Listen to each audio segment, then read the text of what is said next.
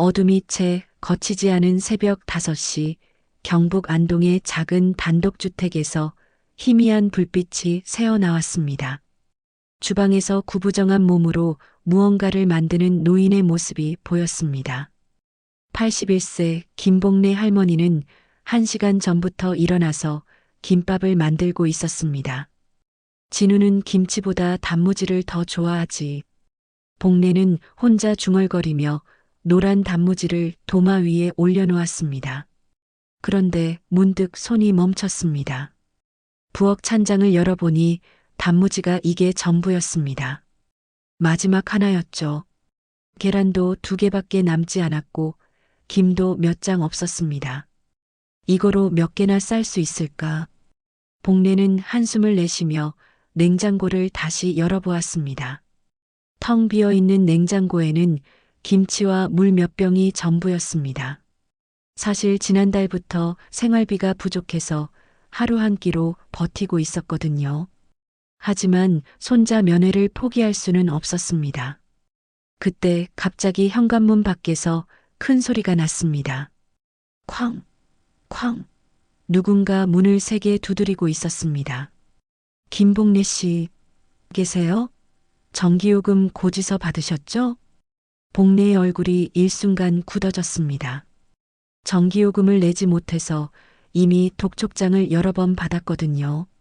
손자 면회비를 모으느라 다른 것들을 미뤄둔 상태였습니다. 오늘까지 안 내시면 전기 끊습니다. 복래는 숨을 죽이며 문 쪽을 바라보았습니다. 지금 나가서 사정을 말해도 소용없을 것 같았습니다.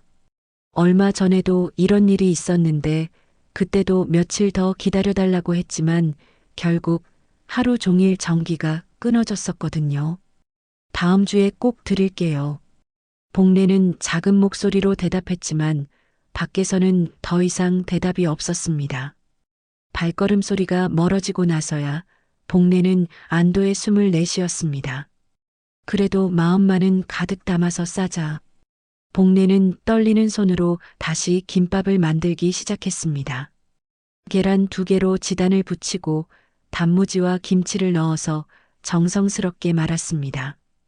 비록 많지는 않지만 그 안에 담긴 사랑만큼은 세상 누구도 따라할 수 없을 만큼 깊었습니다. 김밥을 다 만들고 나서 복래는 문득 벽에 걸린 사진을 바라보았습니다. 젊은 시절의 자신과 어린 딸이 함께 찍은 사진이었습니다. 사진 속 아이는 환하게 웃고 있었지만 지금은 어디에 있는지 알 수 없었습니다. 윤정이도 이 김밥 좋아했는데 목소리가 잠깐 떨렸습니다. 딸 윤정이 집을 나간 지 벌써 몇 년이 흘렀지만 여전히 그 빈자리는 복래의 마음에 큰 구멍을 만들어 놓았습니다. 특히 이렇게 손자를 위해 음식을 만들 때면 더욱 그리워졌습니다. 그런데 갑자기 복래의 눈에 눈물이 고였습니다. 사진 속 딸의 얼굴을 보니 마지막으로 나눈 대화가 떠올랐거든요. 엄마, 나 이제 못 와요. 엄마가 너무 부담스러워요. 그때 윤정의 차가운 목소리가 아직도 귓가에 맴돌았습니다. 자신 때문에 딸이 멀어진 것 같아서 더욱 마음이 아팠습니다. 하지만 그래도 손자만큼은 할머니를 기다리고 있을 거라고 믿었습니다. 그래도 진우가 있잖아. 복래는 스스로를 다독이며 다시 김밥을 포장하기 시작했습니다. 낡은 신문지에 하나하나 정성스럽게 싸면서 작은 글씨로 복래 김밥이라고 적었습니다. 글씨는 비록 반듯하지 않았지만 그 안에 담긴 마음만큼은 깊고 진실했습니다. 벽에 걸린 시계를 보니 벌써 6시가 다 되어가고 있었습니다. 버스를 타려면 서둘러야 했습니다. 복래는 준비해둔 가방을 들고 신발을 신었습니다. 오랜 시간 신은 운동화는 여기저기 헤어져 있었고 밑창도 닳아서 비 오는 날이면 물이 스며들곤 했습니다. 휴대폰도 가져가야지. 주머니에서 꺼낸 휴대폰은 화면이 깨져 있었습니다. 며칠 전 바닥에 떨어뜨린 이후로 제대로 작동하지 않았지만 혹시 모르니 가지고 가야 했습니다. 새 휴대폰을 살 돈은 없었지만 그래도 이것이라도 있어야 마음이 놓였습니다. 문을 나서기 전에 복내는 잠깐 망설였습니다. 과연 이런 초라한 모습으로 손자를 만나러 가도 될까? 다른 면회객들은 모두 좋은 옷을 입고 좋은 음식을 가져갈 텐데 자신은 이런 낡은 옷에 신문지에 싼 김밥뿐이었습니다. 하지만 복내는 고개를 저었습니다. 외모나 물건이 중요한 게 아니라 마음이 중요한 거라고 스스로를 다독였습니다. 손자도 분명 할머니의 마음을 알아줄 거라고 믿었습니다.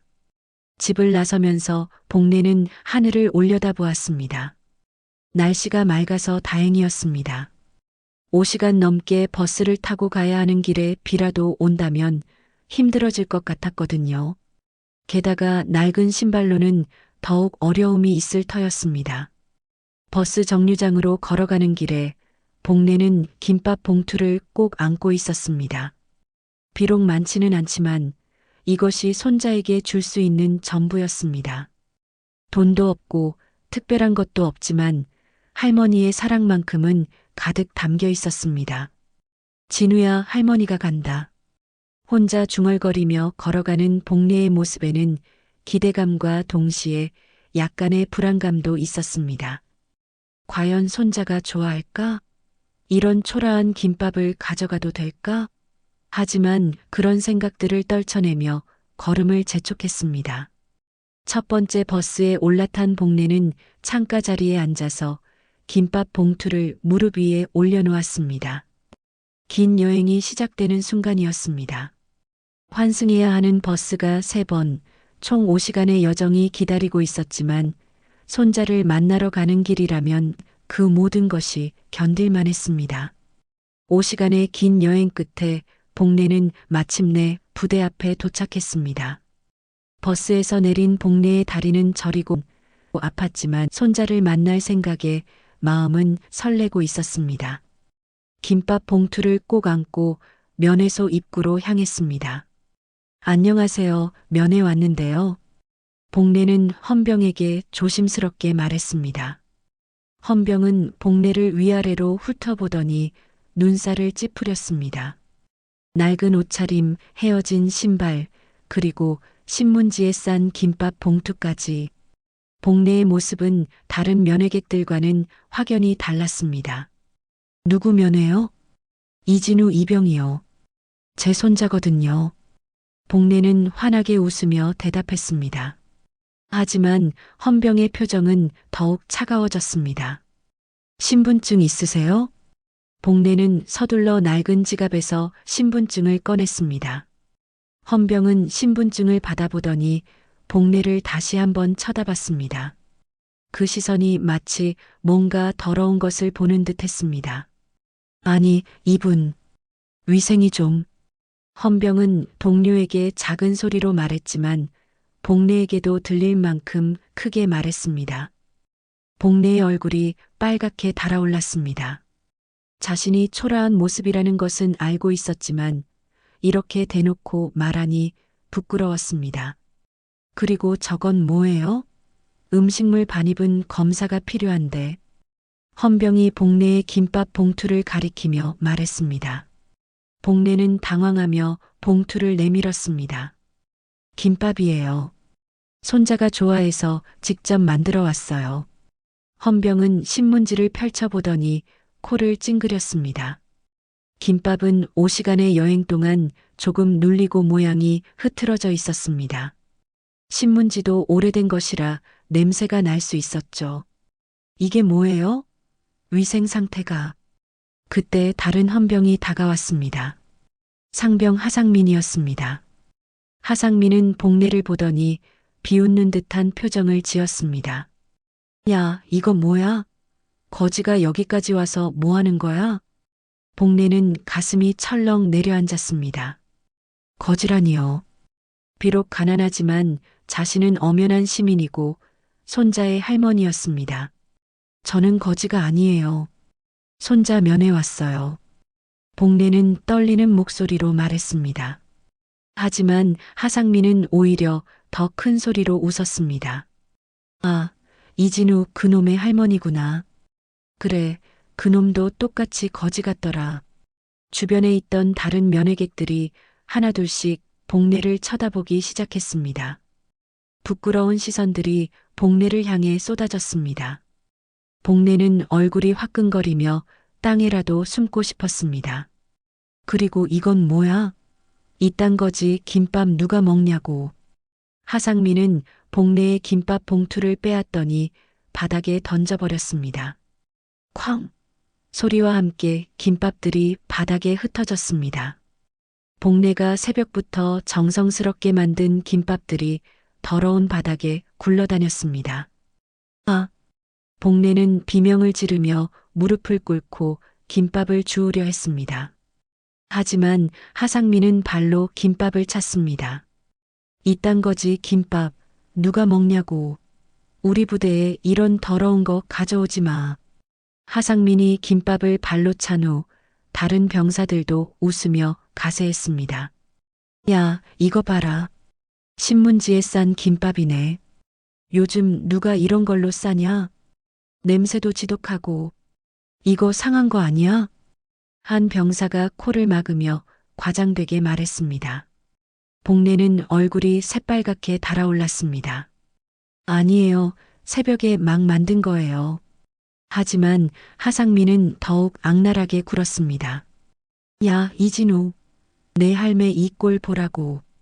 부대 앞에서 쪽팔리게 만들어 놓고. 그러더니 갑자기 복례의 가방을 뺏어서 바닥에 쏟아버렸습니다. 깨진 휴대폰, 낡은 지갑, 그리고 몇 장 안 되는 돈이 바닥에 흩어졌습니다. 이것 봐라. 돈도 이것밖에 없네. 진짜 거지구나. 복례는 울음을 참으며 물건들을 주우려 했지만 하상민은 발로 밀어버렸습니다. 이런 거지가 우리 부대에 와서 분위기 잡치네. 빨리 꺼져. 그때 다른 면회객들이 수군거리기 시작했습니다. 저런 사람도 면회를 오네.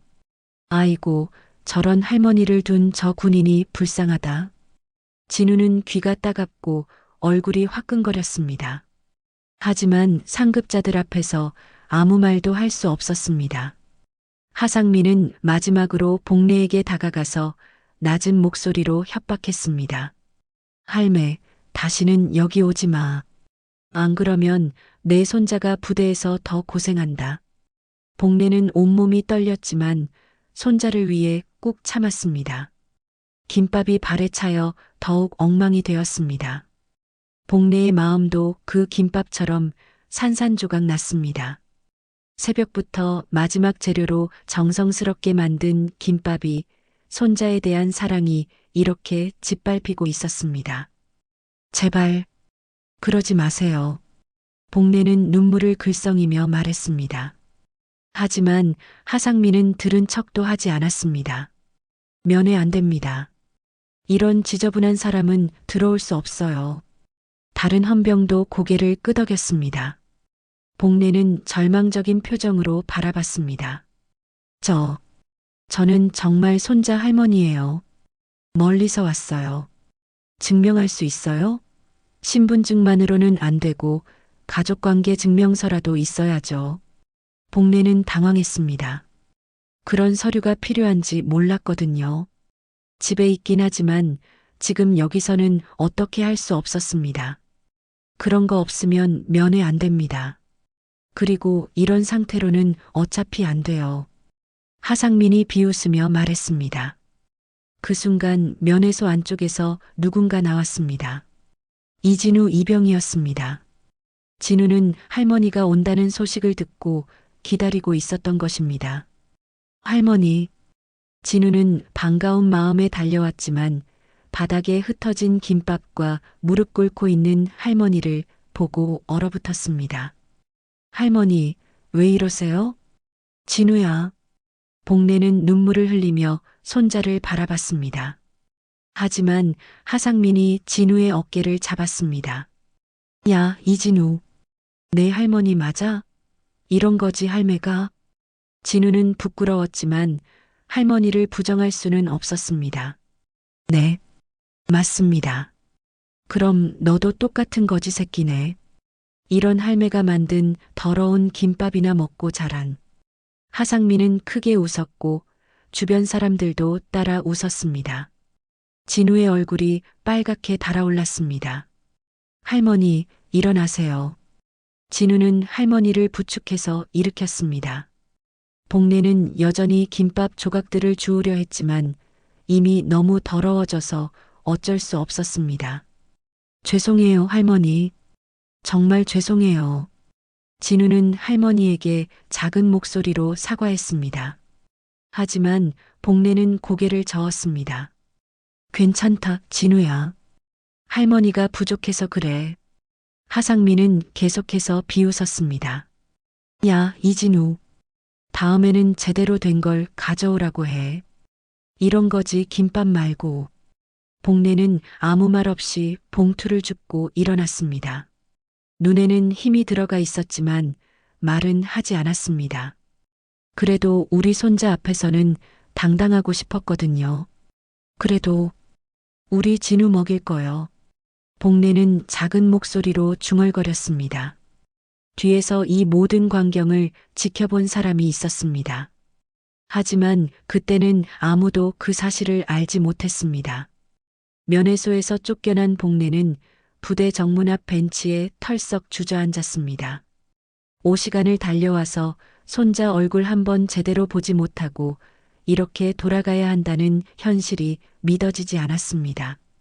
손에는 바닥에 떨어져 더러워진 김밥 조각들이 들려 있었습니다. 진우야, 할머니가 미안하다. 복례는 혼자 중얼거리며 눈물을 닦았습니다. 손자가 자신 때문에 부대에서 놀림받을 생각을 하니 더욱 마음이 아팠습니다. 어쩌면 자신이 오지 않는 것이 손자를 위한 일일지도 모른다는 생각이 들었습니다.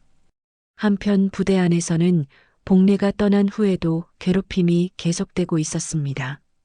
하상민은 진우를 생활관으로 끌고 가서는 더욱 심하게 굴었습니다. 야, 이진우. 내 할매 진짜 웃기더라. 상병님 죄송합니다. 진우는 고개를 숙이며 사과했지만 하상민은 들은 척도 하지 않았습니다. 아니, 요즘 누가 신문지에 김밥을 싸냐? 그것도 냄새나는 김밥을. 다른 선임들도 하나둘씩 가세했습니다. 맞아, 나도 봤는데 진짜 지저분하더라. 이진우, 너 집안이 원래 그렇게 가난하냐? 진우는 아무 대답도 할 수 없었습니다. 할머니를 욕하는 것 같아서 변명하기도 어려웠고 그렇다고 인정하기에는 너무 부끄러웠습니다. 그러고 보니 너 용돈도 맨날 없다고 하더라. 진짜 거지 집안이구나. 하상민은 비웃으며 말했습니다. 그러더니 갑자기 진우의 머리를 때렸습니다. 야, 대답해. 너 집안이 거지 맞냐? 아, 아닙니다. 진우는 떨리는 목소리로 대답했습니다. 하지만 하상민은 더욱 화를 냈습니다. 거짓말하지 마. 아까 내 할매 보니까 완전 거지였잖아. 너도 내 팔자 알지? 네 뒤에 아무도 없다고. 그 말이 진우의 가슴을 찔렀습니다. 정말로 자신을 도와줄 사람은 아무도 없었습니다. 부모님은 일찍 돌아가셨고 할머니 외에는 가족이 없었거든요. 너 같은 놈은 여기서 개처럼 살아야 해. 알겠냐? 하상민은 진우를 화장실로 끌고 갔습니다. 그리고는 문을 잠그고 진우를 괴롭히기 시작했습니다. 야, 무릎 꿇어. 진우는 어쩔 수 없이 무릎을 꿇었습니다. 차가운 화장실 바닥이 무릎에 닿았습니다. 내 할매가 만든 그 더러운 김밥, 너 정말 먹고 싶었냐? 대답 안 해? 먹고 싶었냐고. 하상민이 소리치자 진우는 고개를 끄덕였습니다. 사실 할머니가 만든 김밥이 그리웠거든요. 부대밥보다 할머니 손맛이 훨씬 좋았으니까요. 그럼 이거나 먹어. 하상민은 변기물을 떠서 진우 앞에 내밀었습니다. 이것도 내 할매 김밥이랑 비슷하잖아. 더럽고 냄새나고. 진우는 고개를 저었습니다. 하지만 하상민은 억지로 진우의 머리를 잡고 물 쪽으로 밀었습니다. 그럼 내 할매가 자랑스럽다고 말해봐. 아까 내가 부끄러워하는 거 다 봤는데? 진우는 가슴이 찢어질 것 같았습니다. 할머니를 부끄러워한 자신이 너무 한심했습니다. 할머니는 자신을 위해 먼 길을 왔는데 자신은 할머니를 지켜주지도 못했습니다. 그때 갑자기 부대 내 방송이 울렸습니다. 부대 전원 연병장 집합, 즉시 집합, 비상집합이었습니다. 하상민도 당황했습니다. 갑작스러운 집합에 무슨 일인지 알 수 없었거든요. 야, 빨리 나가. 하상민은 진우를 끌고 화장실에서 나왔습니다. 모든 장병들이 연병장으로 뛰어나가고 있었습니다. 연병장에는 이미 간부들이 모여 있었습니다. 그리고 단상 위에는 평소에 잘 보지 못하던 높은 계급의 장성급의 장교가 서 있었습니다. 육군 소장 계급장이 번쩍이고 있었습니다. 장윤정 사단장이었습니다. 장병들은 모두 긴장했습니다. 소장이 직접 나올 만큼 큰 일이 있었나 싶었거든요. 특히 하상민은 불안했습니다. 혹시 아까 면회소에서 일어난 일 때문인가 하는 생각이 들었습니다. 장윤정은 차가운 표정으로 장병들을 둘러보았습니다. 그리고 마이크를 잡고 말하기 시작했습니다. 신병 이진우를 괴롭힌 인원, 자수하지 않으면 이 사단 전체가 뿌리부터 갈아엎겠다. 연병장이 순식간에 조용해졌습니다. 모든 장병들이 숨을 죽였습니다. 장윤정의 목소리에는 분노가 담겨 있었습니다. 하상민은 식은땀을 흘렸습니다. 정말로 자신들의 행동이 문제가 된 것 같았습니다. 하지만 왜 소장이 직접 나서는지는 이해할 수 없었습니다. 며칠 전 복내김밥 봉투를 발로 찬 병사. 누구지? 그 순간 하상민의 얼굴이 창백해졌습니다. 복내김밥이라는 구체적인 언급에 모든 것이 발각된 것 같았습니다. 설마 그 거지 할매가. 하상민은 속으로 중얼거렸습니다. 하지만 도저히 이해할 수 없었습니다. 그 초라한 할머니가 소장과 무슨 관계가 있다는 말인가요? 진우도 놀랐습니다. 자신의 이름이 소장의 입에서 나온다는 것이 믿어지지 않았습니다. 그리고 할머니의 김밥 이야기까지 나오니 더욱 당황스러웠습니다. 장윤정은 계속해서 차가운 목소리로 말했습니다. 지금 당장 나오지 않으면 이 부대의 모든 간부가 문책을 받게 될 것이다. 간부들의 얼굴도 굳어졌습니다.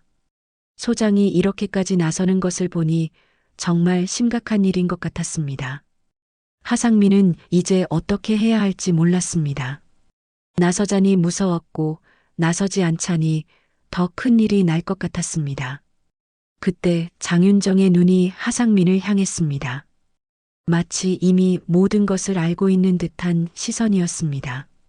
연병장의 공기는 점점 무거워졌습니다. 무언가 큰 일이 벌어질 것 같은 예감이 모든 사람들을 감쌌습니다. 연병장의 긴장감이 극에 달했습니다. 장윤정 소장의 차가운 시선이 장병들을 훑어보고 있었고 모든 사람들이 숨을 죽이고 있었습니다. 특히 하상민은 등에 식은땀이 흘러내리는 것을 느꼈습니다. 마지막으로 한 번 더 묻겠다. 복내김밥 봉투를 발로 찬 병사, 지금 당장 나와. 장윤정의 목소리에는 참을 수 없는 분노가 담겨 있었습니다. 하지만 여전히 아무도 나서지 않았습니다. 하상민은 고개를 숙인 채 버티고 있었습니다. 그때 장윤정이 참모에게 뭔가 지시했습니다. 곧 몇 명의 헌병들이 연병장으로 들어왔습니다. 그들의 손에는 면회소 CCTV 화면이 담긴 태블릿이 들려 있었습니다. CCTV를 확인했다. 장윤정의 말에 하상민의 얼굴이 새하얗게 변했습니다. 모든 것이 녹화되어 있었던 것입니다. 복내를 모욕하고 김밥을 발로 찬 모습, 진우를 괴롭힌 모습까지 말이죠. 상병 하상민, 앞으로 나와. 드디어 이름이 호명되었습니다. 하상민은 다리가 후들거렸지만 어쩔 수 없이 앞으로 나섰습니다. 주변 동료들이 모두 자신을 바라보고 있었습니다. 내가 그 할머니의 김밥을 발로 찼냐? 그건 하상민은 변명을 하려 했지만 말이 나오지 않았습니다. CCTV에 모든 것이 찍혀 있는데 무슨 변명을 할 수 있겠습니까? 대답해. 장윤정이 소리치자 하상민은 무릎이 꺾였습니다. 죄송합니다. 죄송하다고? 그게 끝이냐? 장윤정은 태블릿을 들고 하상민에게 다가갔습니다. 화면에는 복례가 바닥에 무릎 꿇고 김밥을 줍는 모습이 나오고 있었습니다. 81세 할머니가 새벽부터 손자를 위해 만든 김밥을 내가 이렇게 짓밟았다. 화면을 본 다른 장병들도 숨을 죽였습니다. 영상으로 다시 보니 그때의 상황이 얼마나 잔혹했는지 더욱 명확해졌습니다. 그리고 이진우 이병을 화장실로 끌고 가서 괴롭힌 것도 내가 맞냐? 하상민은 이제 완전히 무너졌습니다. 내부 CCTV까지 확인했다는 뜻이었습니다. 소장님, 정말 몰랐습니다. 그냥 장난이었습니다. 장난이라고? 장윤정의 목소리가 더욱 차가워졌습니다. 81세 할머니를 모욕하고 신병을 괴롭히는 게 장난이라고 생각하냐? 그때 장윤정이 갑자기 모든 장병들을 향해 말했습니다. 너희들 모두 잘 들어라. 그 김밥을 발로 찬 상병의 인격을 군인의 자격으로 용서할 수 없다. 연병장이 다시 한번 조용해졌습니다. 모든 사람들이 장윤정의 다음 말을 기다리고 있었습니다. 그리고 그 김밥을 싼 분은 장윤정은 잠시 말을 멈췄습니다. 가슴 깊은 곳에서 올라오는 감정을 억누르려 애쓰고 있었습니다. 내 어머니다. 순간 연병장이 술렁였습니다. 장병들은 믿을 수 없다는 표정으로 서로를 바라봤습니다. 소장의 어머니라고요? 진우는 눈이 동그랗게 커졌습니다. 할머니가 소장의 어머니라니요. 그렇다면 자신과 소장은 어떤 관계인 걸까요? 하상민은 완전히 넋이 나간 상태였습니다. 자신이 소장의 어머니를 모욕했다는 사실에 온몸이 떨렸습니다. 몰랐습니다. 정말 몰랐습니다. 하상민은 바닥에 엎드려 빌기 시작했습니다. 하지만 장윤정은 차가운 표정을 유지했습니다. 몰랐다고 해서 용서받을 수 있다고 생각하냐? 내가 그 할머니의 신분을 알았다면 다르게 행동했을 거라는 말이냐? 그 말에 하상민은 대답할 수 없었습니다. 실제로 그랬을 테니까요. 만약 소장의 어머니라는 것을 알았다면 절대 그런 행동을 하지 않았을 겁니다. 그것이 바로 문제다. 권력이 있어야만 존중받는 세상이냐? 그 할머니는 누구의 어머니든 상관없이 존중받아야 할 뿐이었다. 장윤정의 말에 모든 장병들이 고개를 숙였습니다. 자신들도 똑같은 마음가짐을 가지고 있었기 때문입니다. 이진우 이병, 앞으로 나와. 이번에는 진우가 호명되었습니다. 진우는 떨리는 다리로 앞으로 나섰습니다. 내 할머니가 얼마나 대단한 분인지 아느냐? 진우는 고개를 저었습니다. 할머니에 대해 자세히 아는 것이 별로 없었거든요. 내 할머니는 홀로 딸을 키우면서도 남에게 피해를 주지 않으려고 평생 노력하신 분이다. 그리고 그 딸이 바로 나다. 진우는 깜짝 놀랐습니다. 그렇다면 장윤정 소장이 자신의 고모라는 뜻인가요? 하지만 왜 할머니와 연락이 끊어져 있는 건지 이해할 수 없었습니다. 앞으로 내가 이 부대에서 받을 일체의 괴롭힘에 대해서는 내가 직접 책임지겠다. 장윤정의 선언에 모든 장병들이 긴장했습니다. 소장이 직접 보호하겠다는 신병이 생긴 것입니다. 하상민, 너는 즉시 영창 조치한다. 그리고 관련된 모든 병사들도 마찬가지다. 하상민과 몇 명의 병사들이 헌병들에게 끌려나갔습니다. 그들의 얼굴에는 절망이 가득했습니다. 그리고 이진우 이병은 내가 직접 관리하겠다. 진우는 무슨 말인지 정확히 이해할 수 없었습니다. 하지만 앞으로 자신의 군 생활이 완전히 달라질 것이라는 느낌은 들었습니다. 집합이 해제된 후 진우는 여전히 혼란스러웠습니다. 할머니와 소장 사이에 무슨 일이 있었던 걸까요? 그리고 왜 지금까지 서로 연락하지 않고 지낸 걸까요? 한 가지 확실한 것은 할머니가 자신이 생각했던 것보다 훨씬 대단한 분이라는 것이었습니다. 그리고 자신이 할머니를 부끄러워했던 것에 대해 깊이 반성하게 되었습니다. 집합이 해제된 후 부대 안은 술렁였습니다. 소장이 직접 나서서 한 신병을 보호하겠다고 선언한 것은 전례 없는 일이었거든요. 진우는 생활관으로 돌아가면서도 아직 믿어지지 않았습니다.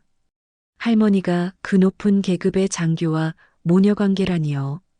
하지만 진우의 고민은 거기서 끝나지 않았습니다. 하상민과 몇 명이 영창에 갔지만 그들과 가까웠던 다른 선임들은 여전히 부대에 남아 있었습니다. 그리고 그들의 시선이 예전과는 완전히 달라져 있었습니다. 야, 이진우. 생활관에 들어서자마자 상병 김태성이 진우를 불렀습니다. 김태성은 하상민의 절친한 친구였습니다. 하상민이가 영창 간 거 내 때문이지? 진우는 아무 대답도 할 수 없었습니다. 사실이었지만 자신이 원한 일은 아니었거든요. 소장 뒤에 숨어서 우쭐하지 마. 소장이 평생 너 지켜줄 수 있을 것 같냐?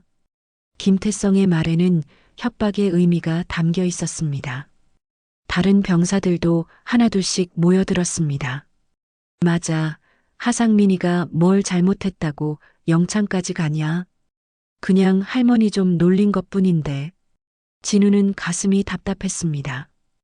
이들은 여전히 할머니를 놀렸다고 표현하고 있었습니다. 그게 얼마나 가혹한 일이었는지 전혀 이해하지 못하고 있었죠. 너 때문에 우리까지 찍혔어. 앞으로 조심해. 김태성은 진우의 어깨를 세게 밀쳤습니다. 진우는 뒤로 몇 걸음 물러났습니다. 며칠이 지나면서 상황은 더욱 악화되었습니다. 소장의 직접적인 보호를 받는다고 해서 일상적인 괴롭힘까지 막을 수는 없었거든요. 오히려 더욱 교묘하고 은밀한 방식으로 괴롭힘이 이어졌습니다. 식사 시간에는 진우의 밥에 일부러 소금을 뿌려놓거나 반찬을 바닥에 떨어뜨리는 일이 반복되었습니다. 아, 미안. 실수했네. 김태성은 가짜 미안함을 표현했지만 진우는 그게 고의라는 것을 알 수 있었습니다. 너 혹시 소장한테 이런 것까지 일일이 보고할 거야? 진우는 고개를 저었습니다. 이런 사소한 일들을 소장에게 말하기에는 너무 부끄러웠습니다. 훈련 시간에도 마찬가지였습니다. 진우가 조금이라도 실수하면 다른 사람들보다 몇 배 더 심하게 혼났습니다. 야, 이진우. 뭐하냐? 소장 뒤에 숨어서 훈련도 대충 할 거야? 진우는 최선을 다했지만 계속 지적당했습니다. 점점 위축되어 갔고 자신감도 잃어갔습니다. 가장 힘든 것은 화장실에서 일어나는 일들이었습니다. 화장실은 CCTV가 없는 공간이었거든요. 김태성과 그의 친구들은 그 점을 이용해서 진우를 괴롭혔습니다. 야, 이진우. 너 할머니가 소장 엄마라며? 네. 그럼 너는 소장 조카네? 와, 대단하다. 김태성은 비꼬는 듯한 말투로 말했습니다. 근데 왜 할머니는 그렇게 가난하게 살고 있냐? 딸이 소장인데. 진우는 대답할 수 없었습니다. 그것도 궁금한 부분이었거든요. 왜 할머니와 고모는 연락하지 않고 지내는 걸까요? 아, 혹시 버림받은 거야? 딸한테? 그 말에 진우의 가슴이 찔렸습니다. 설마 그런 일이 있었을까요? 맞네, 맞아. 그러니까 할머니가 그렇게 초라하게 살고 있는 거구나. 야, 그럼 너도 마찬가지 아니야? 소장이 조카인 줄 알면서도 지금까지 연락 안 했잖아. 진우는 아무 말도 할 수 없었습니다. 사실 그들의 말이 맞을 수도 있다는 생각이 들었거든요. 너도 버려진 거야. 소장도 사실은 너 같은 조카 싫어할걸? 김태성은 진우의 약한 부분을 정확히 찔렀습니다. 진우는 점점 더 우울해졌습니다. 그날 밤 진우는 화장실에서 혼자 울었습니다. 할머니에 대한 그리움과 미안함, 그리고 자신의 처지에 대한 절망감이 한꺼번에 몰려왔습니다. 할머니, 나 너무 아파요. 진우는 작은 목소리로 중얼거렸습니다. 할머니가 자신을 위해 새벽부터 김밥을 만들어 주신 마음을 생각하니 더욱 눈물이 났습니다. 제가 할머니를 지키지 못해서 죄송해요. 진우는 할머니께 사과했습니다. 그때 면회소에서 할머니가 모욕당할 때 아무것도 하지 못한 자신이 너무 한심했습니다. 한편 부대 밖에서는 장윤정이 복례를 찾고 있었습니다. 그날 연병장에서의 일 이후로 어머니에 대한 그리움이 폭발했거든요. 하지만 복례의 연락처를 알 수 없어서 직접 안동까지 가야 했습니다. 오랜 시간이 흘러 도착한 안동의 작은 집 앞에서 장윤정은 망설였습니다. 과연 어머니가 자신을 반갑게 맞아줄까요? 지난 몇 년간 연락도 하지 않았는데 갑자기 나타나면 어떻게 생각하실까요? 집안에서는 복례가 홀로 저녁을 먹고 있었습니다. 며칠 전 부대에서 있었던 일을 생각하며 한숨을 쉬고 있었죠.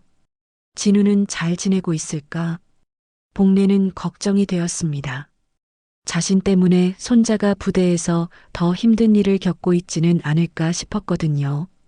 그때 현관문을 두드리는 소리가 났습니다. 복례는 누구일까 궁금해하며 문을 열었습니다. 어머니, 문 앞에 서 있는 사람은 다름 아닌 장윤정이었습니다. 군복을 입은 채로 서 있는 딸의 모습을 본 복례는 깜짝 놀랐습니다. 윤정이? 네, 엄마. 두 사람은 한동안 말없이 서로를 바라봤습니다. 몇 년 만의 재회였습니다. 복례의 눈에는 눈물이 고였고 장윤정도 감정을 억누르려 애쓰고 있었습니다. 들어와. 복례는 딸을 집 안으로 맞이했습니다. 오랜 시간 기다려온 순간이었습니다. 복례의 작은 집 거실에서 모녀가 마주 앉았습니다. 몇 년 만의 재회였지만 어색한 침묵이 흘렀습니다.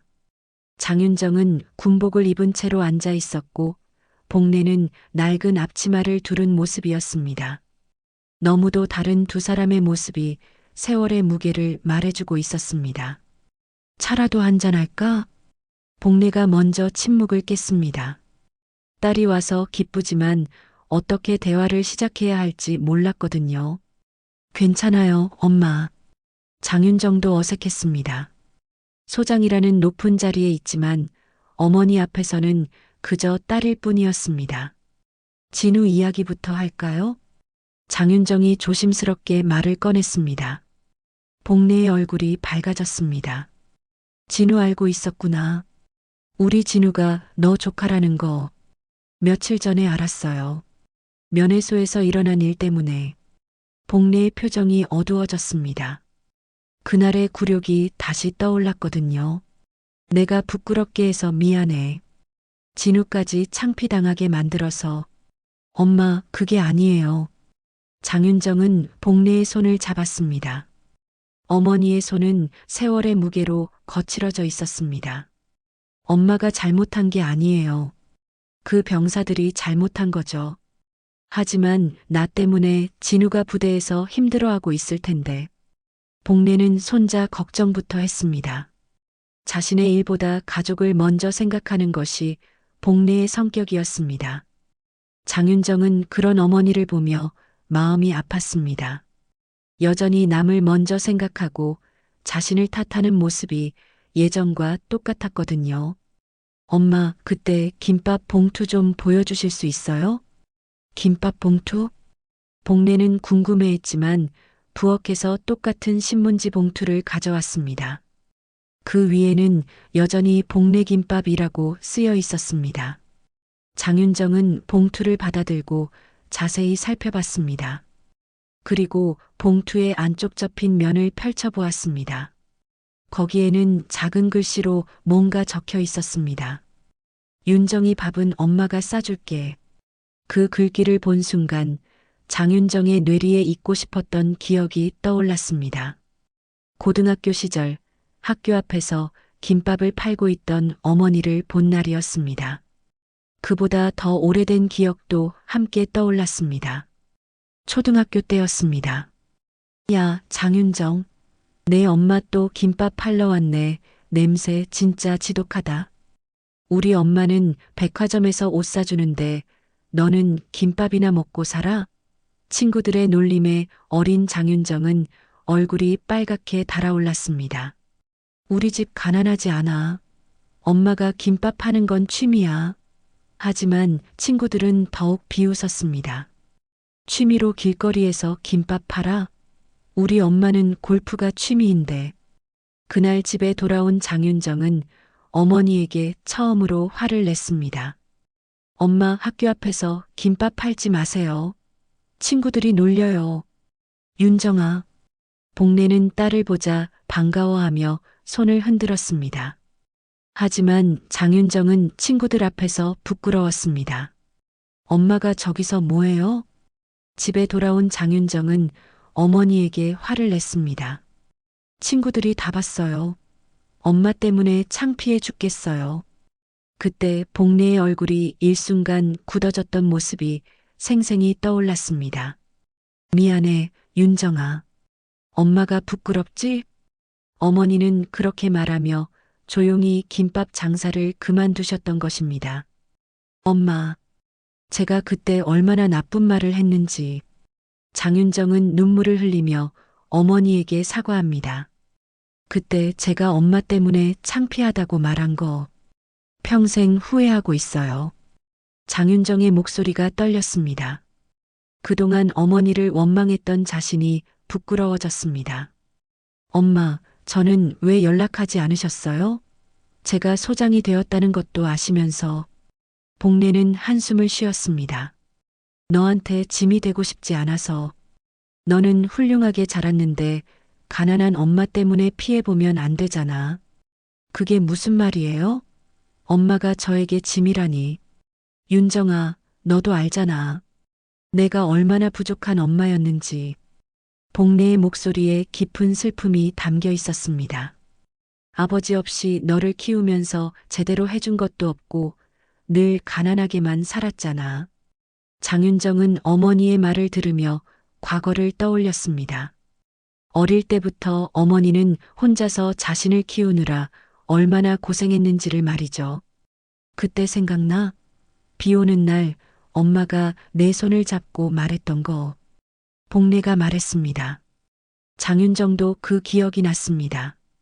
윤정아, 밥은 꼭 먹어야 해. 두 사람이 동시에 같은 말을 했습니다. 어릴 적 비 오는 날 둘이 함께 걸으며 어머니가 해주었던 말이었습니다. 엄마는 그때부터 지금까지 계속 내 걱정을 해주셨구나. 장윤정은 김밥 봉투를 꼭 안았습니다. 이 작은 봉투 안에 어머니의 사랑이 가득 담겨 있었습니다. 윤정아, 엄마가 미안해. 너를 제대로 키우지 못해서. 엄마, 그런 말씀하지 마세요. 엄마가 아니었으면 지금의 제가 있을 수 없었어요. 장윤정은 어머니를 꼭 안았습니다. 오랜 시간 쌓였던 오해와 원망이 눈물과 함께 흘러내렸습니다. 엄마, 앞으로는 제가 모시고 살게요. 괜찮다, 윤정아. 엄마는 여기서 사는 게 좋아. 복내는 고개를 저었습니다. 딸의 성공에 누가 되고 싶지 않았거든요. 그럼 자주 찾아뵐게요. 그리고 진우도 자주 면회 갈 수 있게 해드릴게요. 진우 괜찮을까? 나 때문에 부대에서 힘들어하고 있는 건 아닐까? 복내는 여전히 손자 걱정을 했습니다. 엄마, 진우는 제가 직접 챙기고 있어요. 그리고 그 병사들은 이미 처벌받았고요. 장윤정은 어머니를 안심시켰습니다. 하지만 완전히 해결된 건 아니에요. 아직도 은밀하게 괴롭히는 병사들이 있어서 복래의 얼굴이 어두워졌습니다. 못난 할머니 때문에 진우가 고생하는구나. 아니에요, 엄마. 이건 제가 해결할 문제예요. 장윤정은 마음속으로 다짐했습니다. 어머니와 조카를 괴롭히는 모든 것들을 반드시 해결하겠다고 말이죠. 엄마, 내일 제가 진우를 데리고 올게요. 가족이 다 모여서 밥 먹어요. 정말? 복래의 얼굴이 환해졌습니다. 네, 그리고 엄마가 직접 만드신 김밥도 먹고 싶어요. 그럼 내일 새벽부터 일어나서 맛있게 만들어줄게.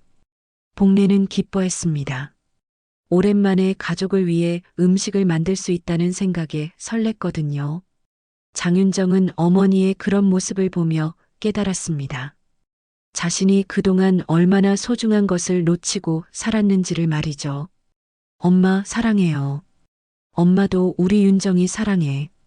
모녀는 오랜만에 마음을 열고 대화했습니다. 그동안 쌓였던 모든 것들이 풀어지는 밤이었습니다. 하지만 부대에서는 여전히 진우가 고통받고 있었습니다. 장윤정은 내일 당장 이 문제를 해결해야겠다고 마음먹었습니다. 다음 날 아침 부대에는 긴급 집합령이 내려졌습니다. 전날 밤 장윤정 소장이 직접 내린 지시였습니다. 모든 장병들이 연병장에 모였을 때 분위기는 며칠 전과는 확연히 달랐습니다. 소장의 표정이 더욱 단호해 보였거든요.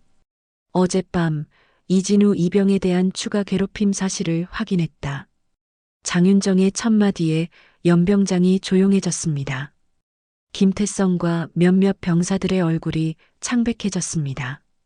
식사 시간에 밥에 소금을 뿌리고 훈련 중 의도적으로 모함하며 화장실에서 정신적 괴롭힘을 가한 사실을 모두 파악했다. 김태성은 속으로 놀랐습니다. 화장실에는 CCTV가 없는데 어떻게 알았을까요? 하지만 실제로 장윤정은 다른 병사들의 제보를 통해 모든 것을 파악하고 있었습니다. 상병 김태성, 앞으로 나와. 드디어 김태성의 이름이 호명되었습니다. 김태성은 떨리는 다리로 앞으로 나섰습니다. 내가 이진우 이병을 괴롭힌 주동자냐? 아, 아닙니다. 김태성은 부인했지만 장윤정은 이미 모든 증거를 가지고 있었습니다. 병장 서민호, 일병 최정수, 내가 목격한 일들을 말해봐. 갑자기 다른 병사들이 증언에 나섰습니다.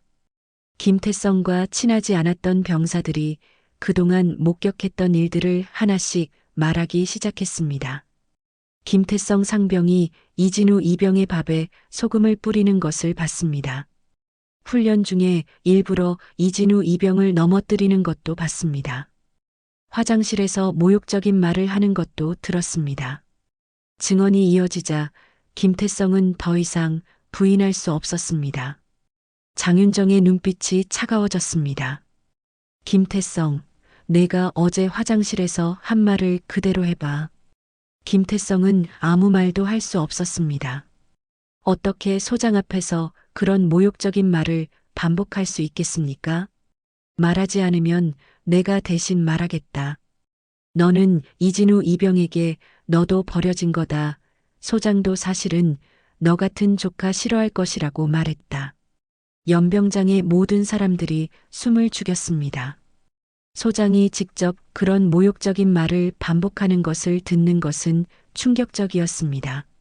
맞습니까? 틀립니까? 김태성은 고개를 숙였습니다. 맞습니다. 그리고 너는 그 할머니에 대해 딸한테 버림받았다고도 했지? 죄송합니다. 김태성의 목소리는 거의 들리지 않을 정도로 작았습니다. 장윤정은 마이크를 잡고 모든 장병들을 향해 말했습니다. 나는 그 김밥을 발로 찬 상병의 인격을 군인의 자격으로 용서할 수 없다고 며칠 전에 말했다. 연병장이 더욱 조용해졌습니다. 하지만 오늘은 그것보다 더 심각한 말을 하겠다. 나는 내 어머니와 조카를 모욕한 모든 행위를 개인적으로도 용서할 수 없다. 장윤정의 목소리에는 억제된 분노가 담겨 있었습니다. 그리고 그 김밥을 싼 분은 내 어머니라고 이미 말했지만 오늘은 더 자세히 이야기하겠다. 모든 사람들이 집중했습니다. 내 어머니 김복래는 홀어머니로 나를 키우시면서 단 한 번도 남에게 손을 벌리지 않으셨다. 새벽 5시부터 일어나서 김밥을 만들어 팔아가며 나를 대학까지 보내주셨다. 장윤정의 목소리가 떨렸습니다. 그 어머니가 81세의 나이에도 손자를 위해 새벽부터 김밥을 만들어서 5시간을 달려오셨다. 그런 어머니를 너희들이 모욕했다. 김태성은 바닥을 보며 서 있었습니다. 그리고 이진우 이병은 그런 할머니의 손자다. 어릴 때부터 할머니 손에 키워진 착한 아이를 너희들이 괴롭혔다. 장윤정은 잠시 말을 멈췄습니다. 감정을 가라앉히려 애쓰고 있었습니다. 김태성, 그리고 관련된 모든 병사들은 즉시 영창 조치한다. 그리고 전속 조치도 검토하겠다. 김태성과 몇 명의 병사들이 헌병들에게 끌려나갔습니다. 이번에는 하상민 때보다 더 많은 인원이었습니다. 그리고 이진우 이병은 지금부터 내가 직접 관리한다.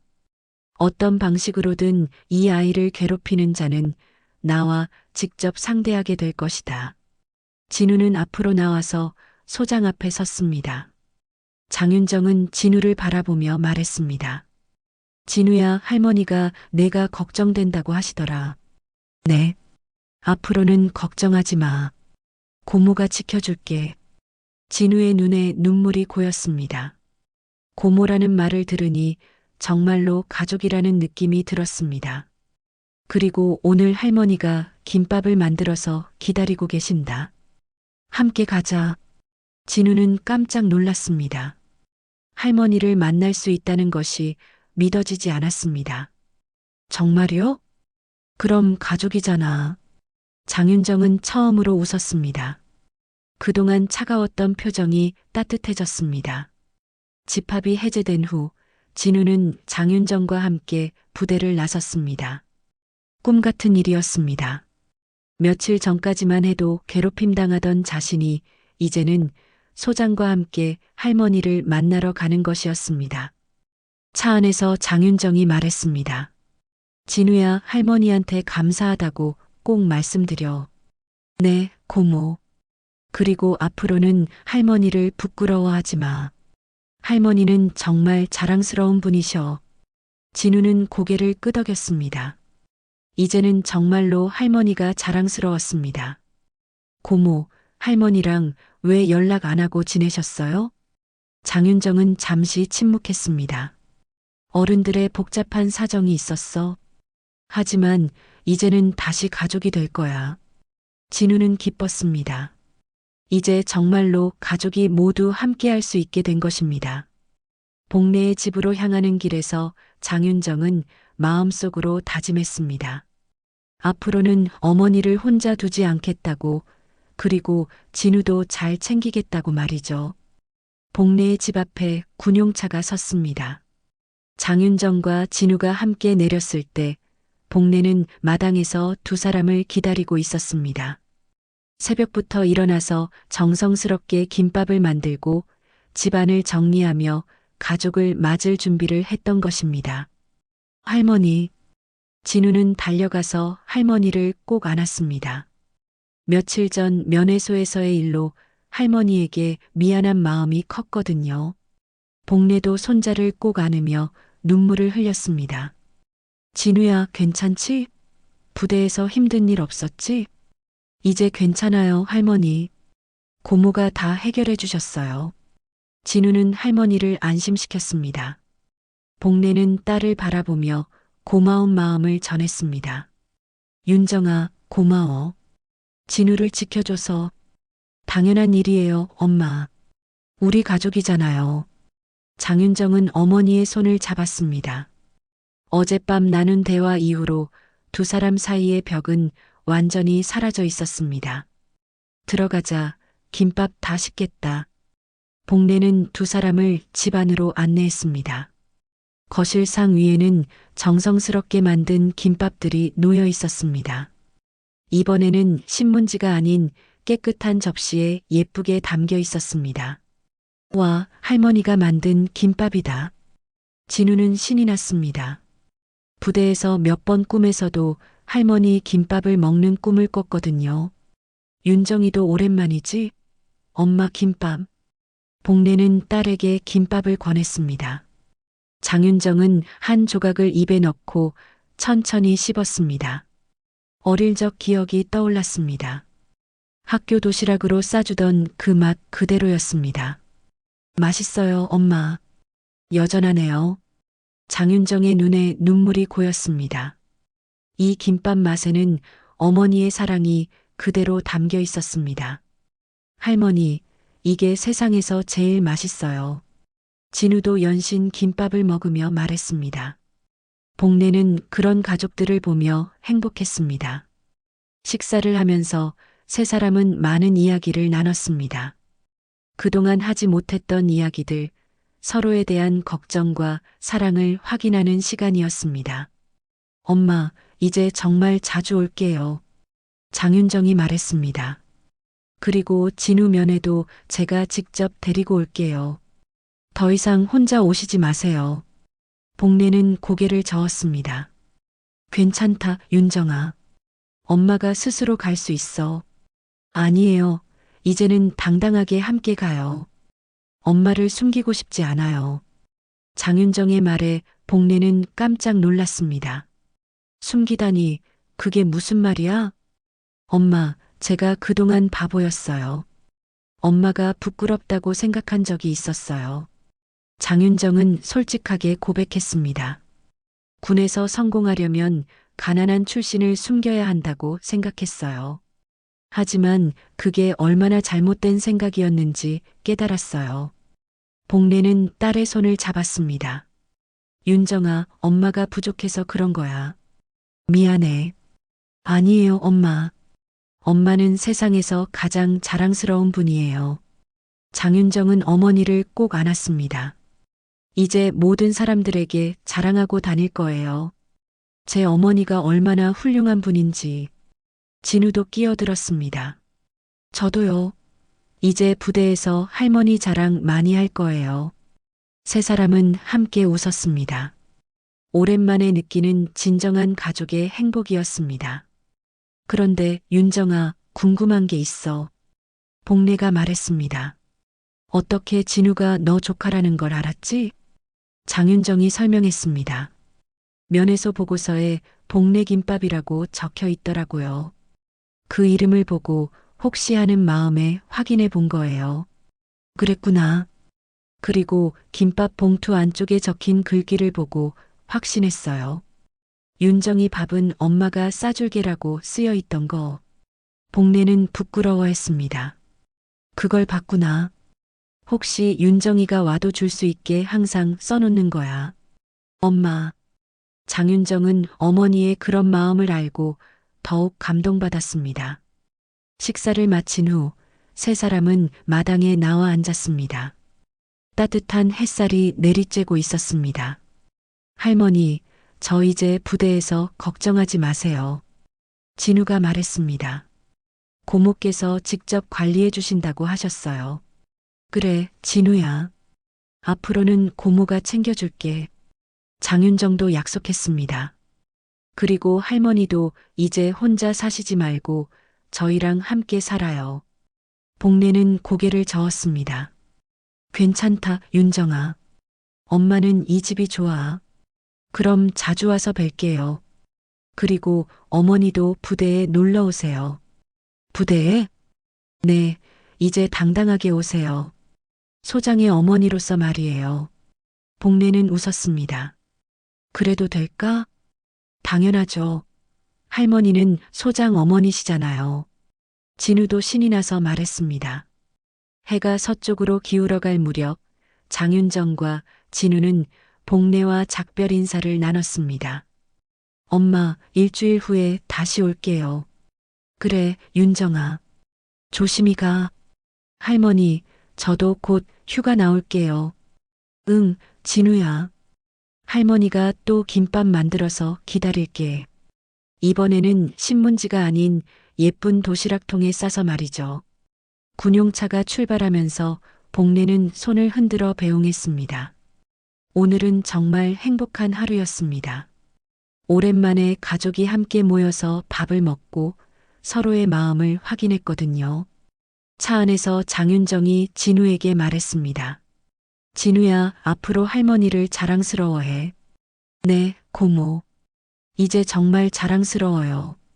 그리고 부대에서 힘든 일 있으면 언제든 말해. 네, 고모. 정말 고마워요.